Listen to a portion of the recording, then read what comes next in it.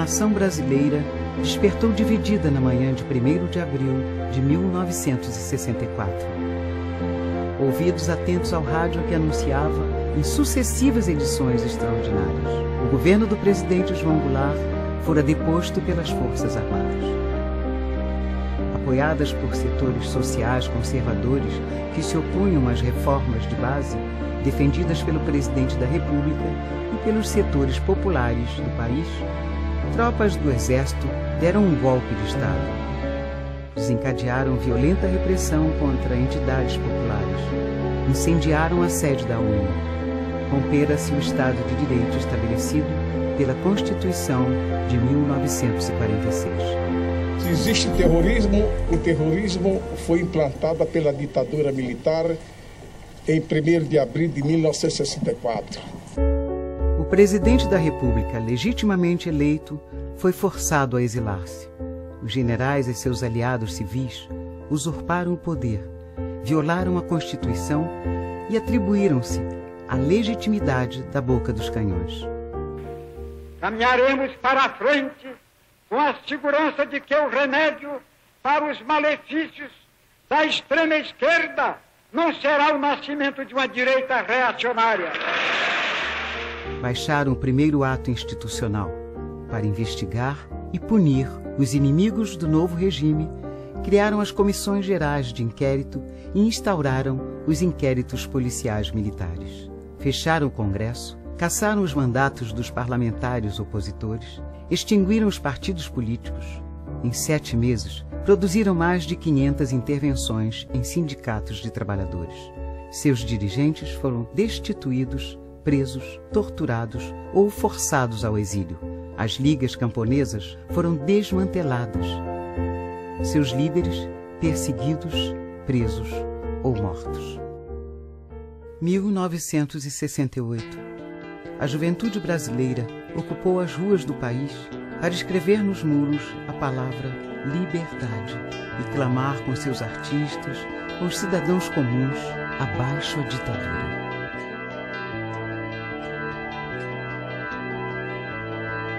Quem cala sobre teu corpo. Em abril, a repressão assassinou o estudante Edson Luiz. A morte talhada, ferro e fogo. Milhares de pessoas acompanharam o enterro proibido. Do corte que a bala riscou. A missa de 7º dia foi violentamente reprimida pela polícia. Cala, morre contigo, mais morto. Em maio, a passeata dos 100 mil inundou o centro do Rio e deu voz à indignação dos brasileiros contra a violência do regime. A gente precisa ficar sabendo de uma vez por todas que eles sempre vão apelar para a violência. E ai de nós, se nós não nos prepararmos para essa violência. Em outubro, 800 jovens foram presos em Ibiúna, no Congresso da ONU. Quem grita, vive contigo.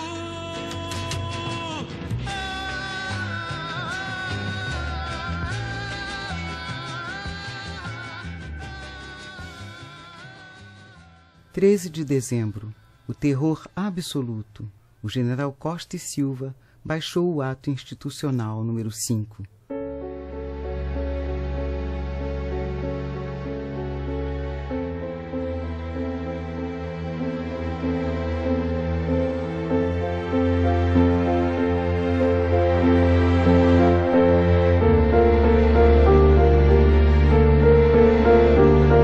A resistência armada passou a fazer parte da cena política do país, com sequestros de embaixadores para salvar a vida de prisioneiros políticos em poder da repressão e libertá-los, ainda que fosse ao preço do exílio.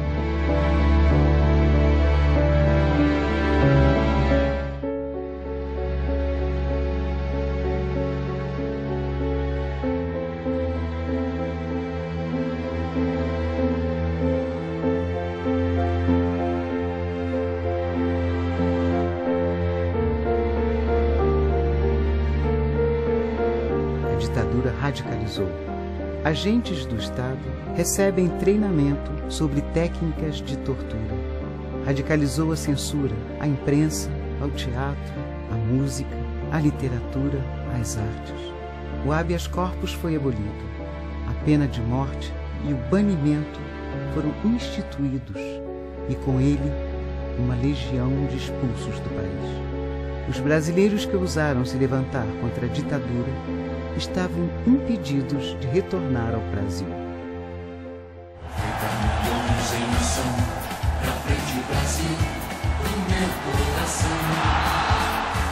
Era a glória da Copa do Mundo de 1970, iluminando as ruas, usada pela ditadura para ocultar o pranto das famílias que perderam seus filhos nas mãos dos torturadores. Cada um deles tem um rosto. Nutriram sonhos, acreditaram neles. Com seus olhos, miram os olhos e a memória do país. Desejam ser lembrados. Onde se esconde o rosto dos torturadores? Se dissolvem na sombra da vergonha. Aspiram o esquecimento. Era o tempo do medo, o tempo da brutalidade, dos assassinatos, dos atropelamentos, das tentativas de fuga, dos suicídios, dos desaparecimentos cometidos e acobertados pelo aparelho repressivo. Dentro da noite, nosso povo ensaiava gestos de resistência, principalmente pelas mãos das mulheres. As mães, as filhas, as companheiras, as viúvas de maridos vivos. 1975. Nasce o movimento feminino pela anistia, liderado por Terezinha Zerbini. Mobilizaram, fizeram de sua aparente fraqueza diante da brutalidade do regime sua força. Eureka, a saída é por aqui. A ONU está organizando, ninguém vai dizer que nós vamos fazer subversão indo para o Ano Internacional da Mulher. Tinha gente que não sabia nem o que era anistia, pensava que era anestesia. A anistia que nós vamos conquistar pode não ser restrita, mas vai ser ampla. É como uma barreira. Tem uma barreira que está segurando a água. Se você fizer um furo numa barreira, a água se encarrega de trazer tudo. O próprio presidente da República, Ernesto Geisel, veio para São Paulo a recomendar que eu não fosse para aquela cerimônia, porque aquela cerimônia ia trazer mortes e eu ia ser responsabilizado por essas mortes. A missa que foi realizada na Praça da Sé, em memória do Herzog, foi um dos momentos mais emocionantes da vida da cidade. A partir daí, com marchas, contramarchas, complicações, restrições, nós seguimos no caminho de uma distensão. Nas prisões, nos sindicatos, nas associações, nos movimentos dos trabalhadores, nas igrejas, no parlamento, nas universidades, com a participação da OAB, da ABI, da CNBB e de setores da imprensa que não se curvaram à censura. No teatro, na música, nos livros, as pessoas falavam de esperança, de liberdade, de justiça.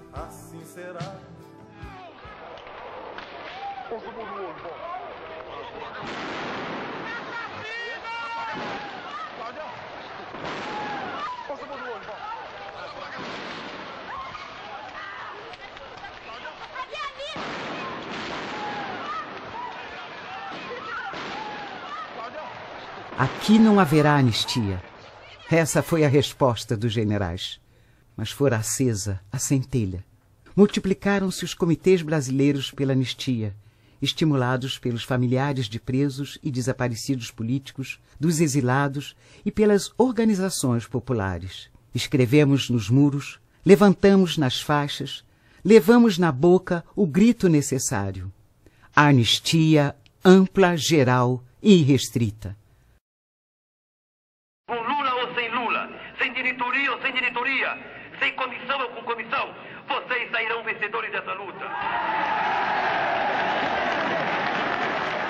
A luta pela anistia se encontrou com a força dos movimentos populares que sacudiram os alicerces do regime. A greve de fome dos presos políticos desafiou a sensibilidade de parlamentares.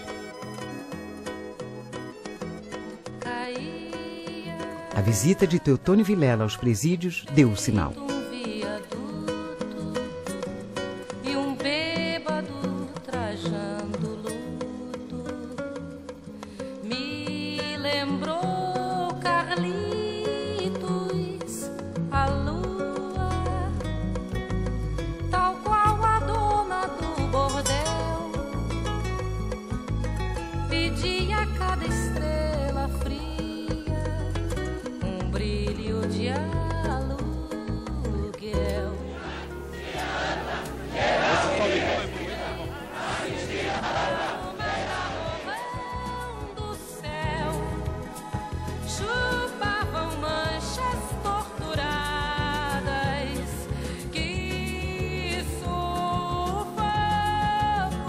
E a anistia veio, desfigurada, imperfeita, inconclusa, mutilada pelos vetos, distante da anistia ampla, geral e irrestrita que a sociedade demandou nas ruas.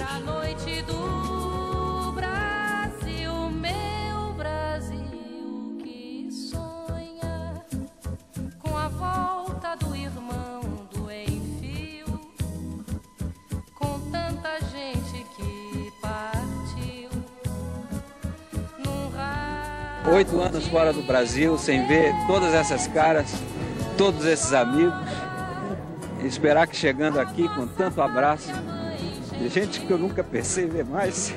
Estamos aqui com o pai.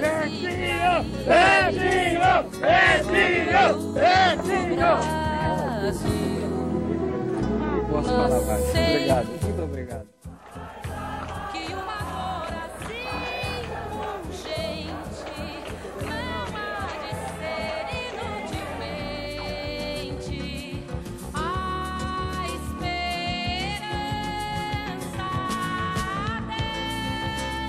Foi aprovada a Lei de Anistia em 22 de agosto de 1979, imposta pela ditadura, a um parlamento submetido por medidas de força, sem pactos, sem acordos.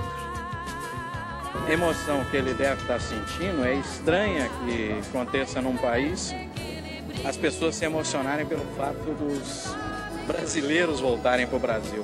Mas foi uma vitória danada do nosso time, quer dizer, do povo brasileiro.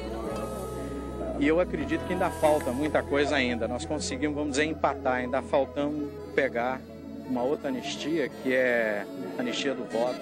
Nem sequer libertou todos os presos políticos, mas permitiu o regresso de muitos que se encontravam no exílio.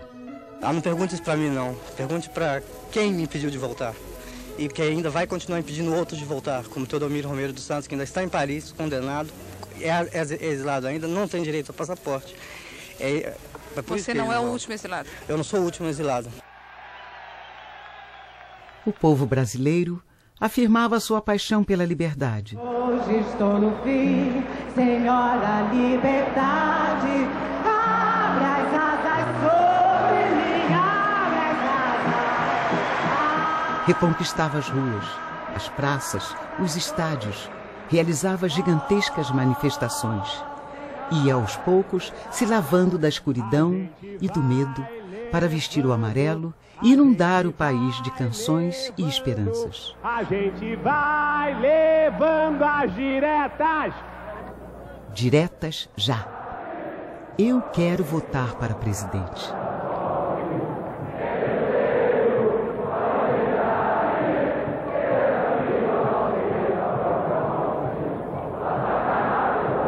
Em 1988.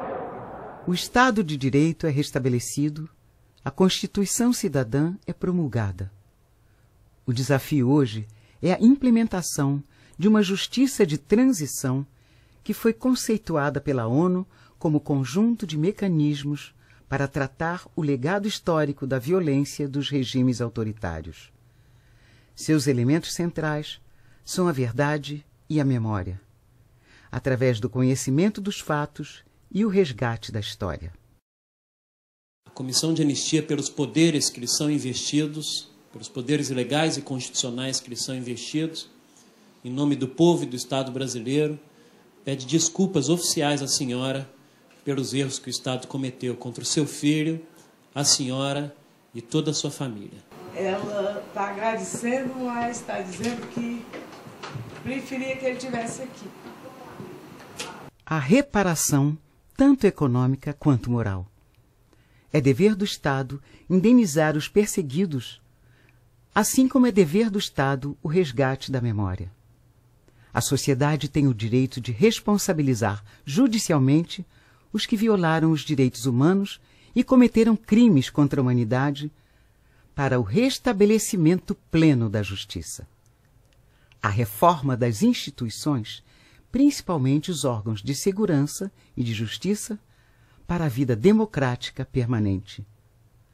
A justiça de transição trata menos de punir e mais de sinalizar a ideia da não repetição, para que não se esqueça, para que nunca mais aconteça.